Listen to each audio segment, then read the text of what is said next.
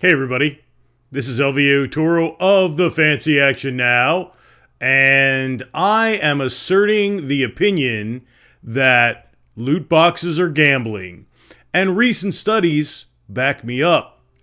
There have been some important videos from Yang Ye and Jim Sterling, and I highly recommend that you watch those estimable YouTubers on the subject. Yang Ye in particular and Jim Sterling in particular have kept this in front of people's eyeballs appropriately since the issue manifested itself years ago. So governments move very slowly, courts move very slowly, but ultimately, enough outrage over corrupt practices will come back to inspire governments, protective agencies, attorneys, parents to motivate themselves to deal with the issue. So we have an article here. Let's take a look at it. And, again, myself, Yang Ye, Jim Sterling, and other YouTubers have called this out as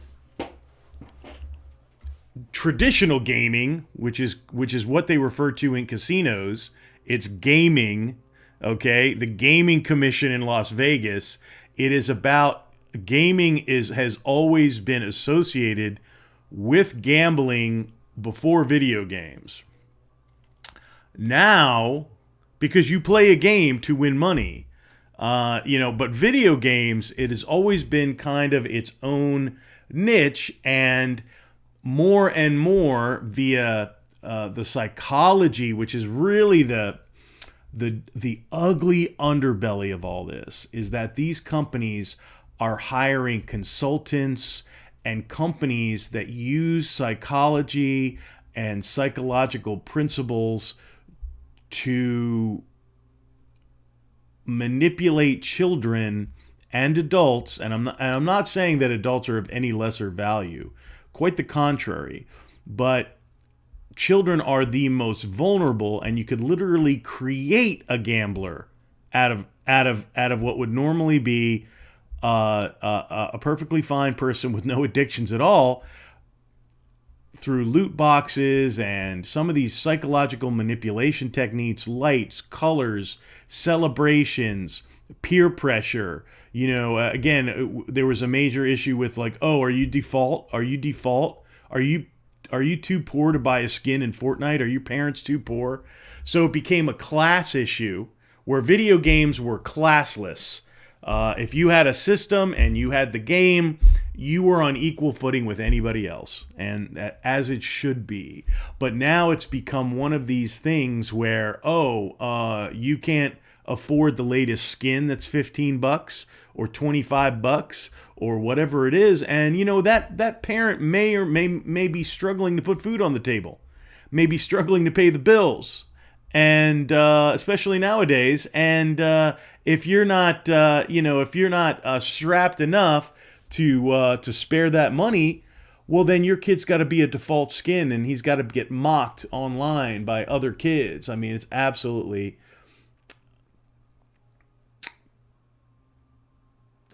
incorrigible. It's just unacceptable, and particularly with loot boxes, if you take a young mind and you teach them to be a gambler, they may carry that addiction throughout their whole life. It may hobble them forever.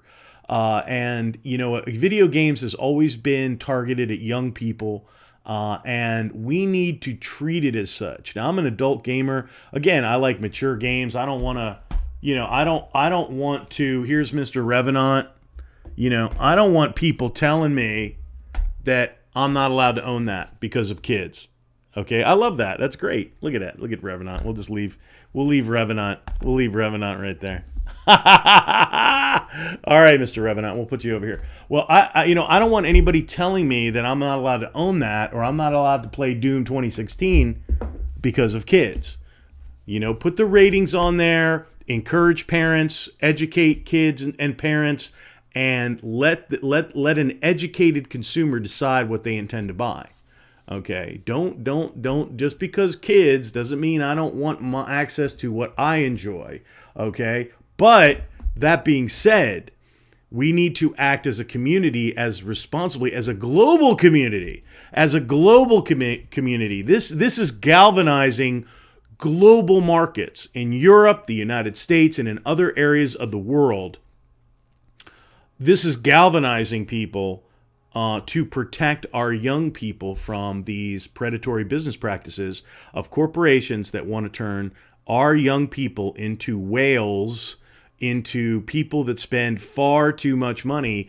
And one of the studies revealed about loot boxes that has recently been released that about 5% of the gamers are paying paying for the majority of these microtransactions and loot boxes. That means a small, highly addicted, highly suggestible, vulnerable group of children and adults are being preyed upon by these corporations and are funding these game mechanics. 5%. 5%. That is a disgrace. That is predatory. So we're going to jump into this article and, major surprise. Hey, loot boxes are tied to gambling. Hey, wow. They had to do the scientific studies. Scientific studies take a while before you can go into a court because you don't have empirical data. And if you don't have empirical data, the court's going to tell you, well, try to be responsible. And that's it. They can't really do anything punitively or push regulation because the companies will push back and go, well, you don't have any studies. You don't have any empirical data that says this is a problem. So they have to do the studies, and studies take time. So here we go. I'm going to go into this article. It says loot boxes, video game features used, and I'm sorry, let me give credit where credit is due. This is from The Guardian, and this is from Rob Davies.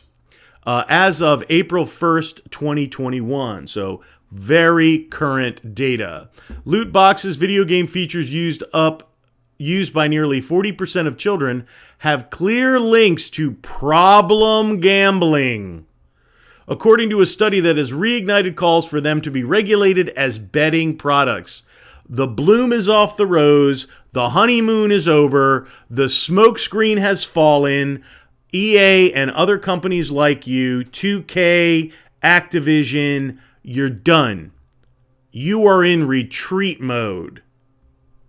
That's not what the article says.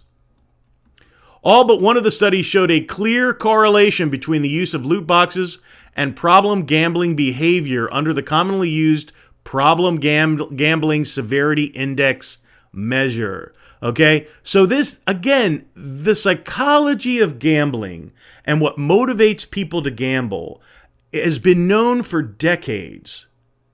And that information is available and used by corporations to manipulate you and your children to extract money and create a brain chemistry profile, if I can say that. A brain chemistry profile to manipulate the brain chemistry to become accustomed to receiving endorphin boosts and other chemicals in the brain that will force you to become addicted to this kind of behavior. They know it. We know it. The science knows it. The psychologists know it.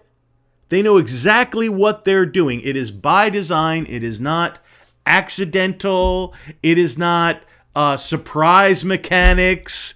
It is intended to create, and this is, again, when you expose a child to this kind of manipulation, you will teach their brain chemistry to only receive pleasure from gambling, from this type of thing where I only feel special and valid when I'm spending money on these things because I get the lights and I get a celebration and things, fireworks go off and all of these things, and I feel special for about 10 minutes, and then when the endorphin rush fades, then I can fall into depression. So you're literally creating mental health problems for young people. You're manufacturing them. you're creating a dependency that will follow them in their entire life. And they will always, again, once you teach the brain to a certain level, and once you have that brain chemistry thing going on, it's Pavlovian. They're going to salivate just like the dogs when Pavlov rang the bell. They're going to salivate anytime. Oh, hey, we got a new skin. It's only $15, and it's only this. And you basically create a culture of people that are addicted to this type of game mechanic, and it is absolutely diabolical. It is absolutely diabolical. So let's keep going. They were structurally and psychologically akin to gambling, the report found, yet are used by nearly half of children who play video games. Okay, so 40% of children are being, think about that. We're not talking about 5%, 10%. 40% of children are responding to loot boxes as if they were actually in a casino and gambling. Let that sink in. 40% of children who use loot or are using loot boxes and are structurally and psychologically akin to gambling. That's a very scientific way is you might as well have the kid rolling around in a casino playing craps and blackjack and poker and slot machines and everything else to extract money from them and to get that endorphin rush and validation. See, that's the really sad part, is that people and young people will find validation there when there is no genuine validation. And unless they are experiencing that rush on a continual basis, and they will do anything to seek it at some point. So it is absolutely, they will undermine themselves, they will undermine their education, they will undermine their incomes, they will sabotage relationships because they don't receive validation there anymore. The brain has been taught to receive validation in the casino or via loot boxes. This is what makes this so insidious. Approximately 5% of loot box users generate half of the total dollars that video game companies make each year, and about a third of that group are problem gamblers. So it's a very small percentage of total gamers that are generating this income, and a third of them are problem gamblers. What that means is that they are under psychological care and have had a history of gambling problems where they've lost their car, their house, their spouse, their children. They've wound up on the street, okay? And a lot of gamblers go into video games because it's quote unquote safer. It's safer, but now it's not safer. Now it's the same thing. It's a virtual casino that never closes. You don't even have to be dressed. You don't even have to be showered. You can just be sitting in your room, apartment, or home, and you can be sitting there from 1 a.m. to 5 a.m. in the morning gambling your money away.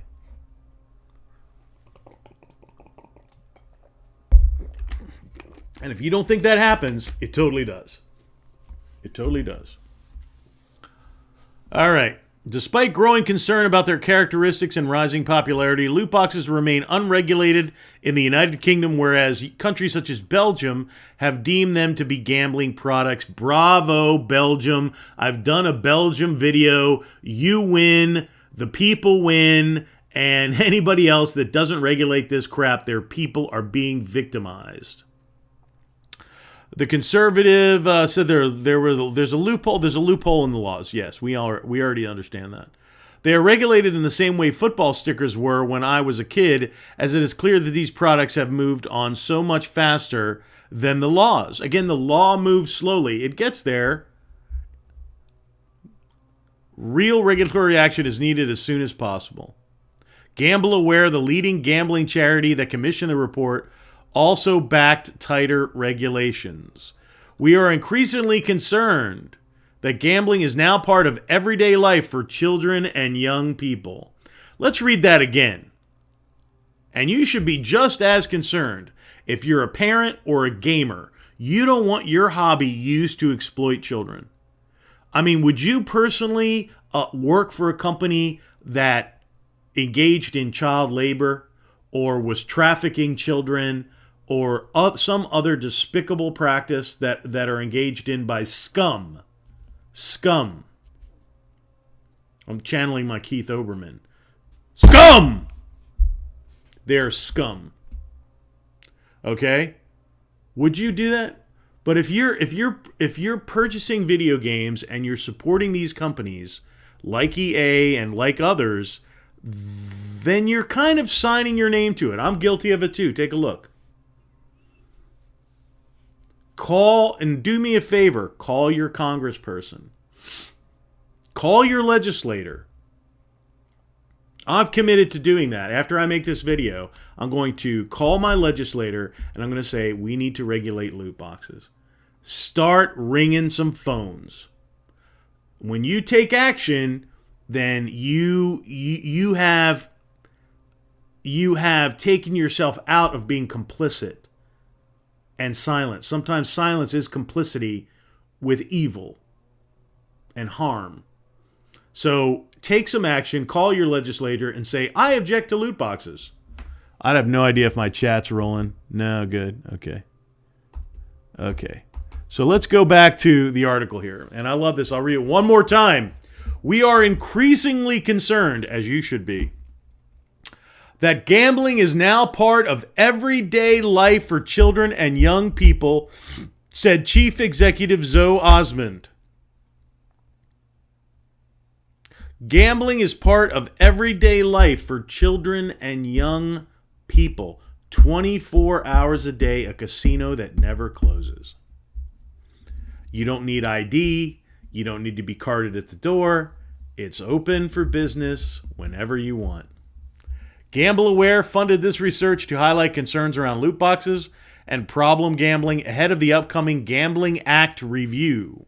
It is now for politicians to review this research, as well as the evidence of other organizations, to decide what legislative and regulatory changes are needed to address these concerns. The government has said it will consider classifying loot boxes as gambling as part of its ongoing review of the sector. A consultation period informing ministers and officials overseeing the review closed this week. Researchers from the University of Plymouth and Wolverhampton, who wrote the report, call for clear labeling and age rating for loot boxes, as well as disclosure of odds, tools to limit spending voluntarily, and prices in real currency. It needs to be a big label. I don't want my game art labeled with that crap, but better that than just letting these people ride roughshod over our young people. A spokesperson for Yuki, the video games trade body, said the UK games industry has already taken action in regards to concerns around loot boxes.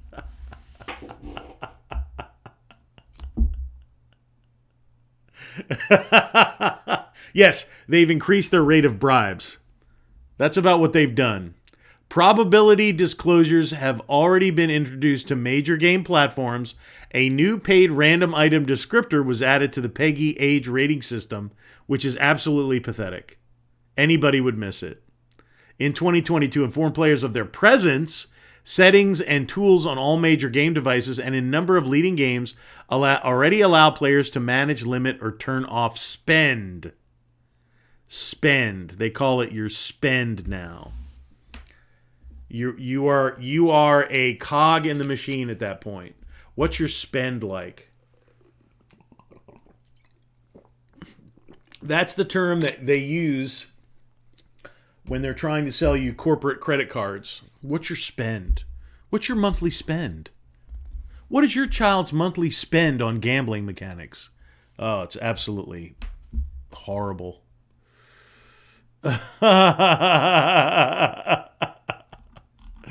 All right, so that's it. They let him have the last word. Limit or turn off spend. I think it's great when they let the bastard have the last word, so it sounds extra terrible. It's just extra bad.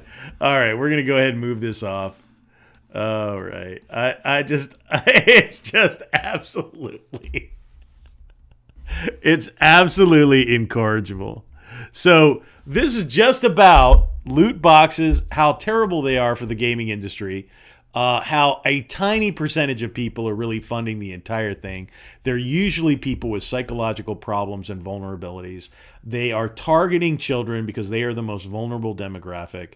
And they know that parents have to have credit cards on these systems if they want to buy anything. And I mean, again, if you're using parental controls, but I know there's a lot of people in my generation that can't barely work a VCR, can't barely work a cell phone, can't barely work. There's so many people, to be honest. I mean, we as gamers are dealing with this technology all the time. So we're like, oh, come on, man. It's, but for a lot of people that work with their hands and are the backbone of our culture, and they're not familiar. They're not gamers. If you're not a gamer, a game system is like some crazy arcane thing that, it's like, okay, here's, and I know it's the kids who hook them up.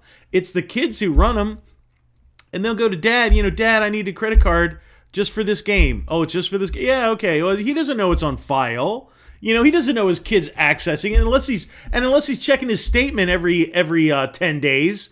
It's like, come on, man.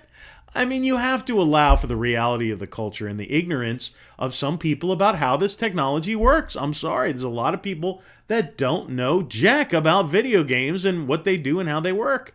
I mean, it's big, but it's not omnipresent.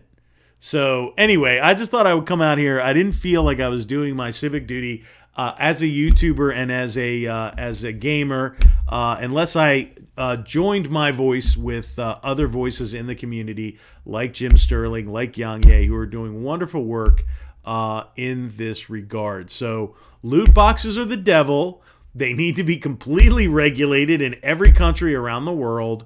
They are taking advantage of the fact that every country has its own laws, which is good. They write their own laws and things like that. But we need to have a moratorium, a global moratorium on loot boxes until they can be appropriately regulated. Should they be illegal? I don't like saying that. I don't like banning anything. But regulation oftentimes is necessary because corporations will not self-govern when there's a profit motive involved. And sometimes you have to. That's the dirty truth. Is just because it's making money doesn't mean you should be doing it. It is morally wrong. It is damaging the community. If you're literally creating psychological problems like gambling addiction in children, that is morally reprehensible, and you should not be doing it. It doesn't matter if it makes money. Slavery makes money. I mean, it's like child slavery makes money. I mean, it's like, again, it's like illegal organ harvesting makes money. Does it mean you should be doing it? No, it's reprehensible. Stop doing it. It is morally wrong, and you're making plenty of money just making games, and you can sell skins and things like that. I mean, we love that kind of stuff. We love the extra bonus characters when they're well done or they're super cool. I mean, we don't mind these kind of things occasionally with restraint, okay?